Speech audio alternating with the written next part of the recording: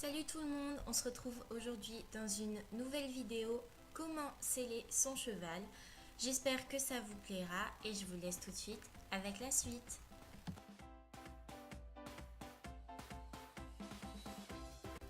Pour bien sceller son cheval, on doit d'abord avoir conscience de sa morphologie.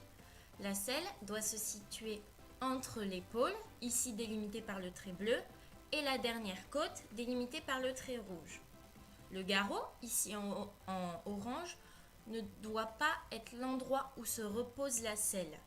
C'est important de ne pas sceller sur le garrot, sinon ça va lui bloquer toute sa locomotion. Pour commencer, il m'arrive de poser la selle à nu sur le dos de mon cheval pour vérifier qu'il n'y ait aucun problème. Je viens d'abord la poser trop en avant pour ensuite la reculer jusqu'à ce qu'elle bloque.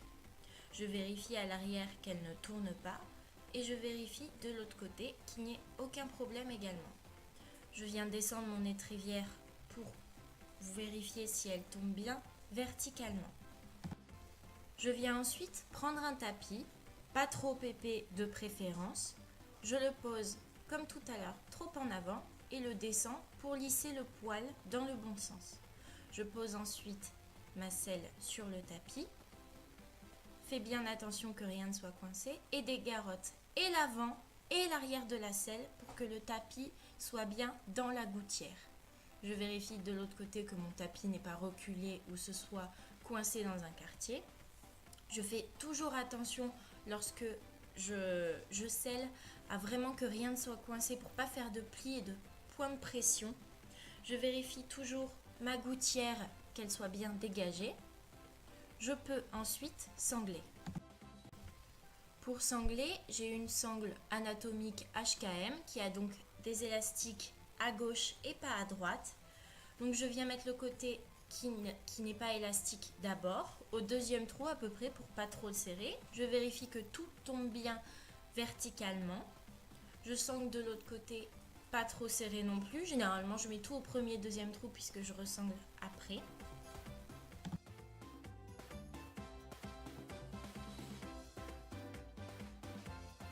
Ensuite, je vais vérifier que ma gouttière est toujours bien dégagée. Je vais aussi vérifier que ma sangle se situe à plus d'une main du coude.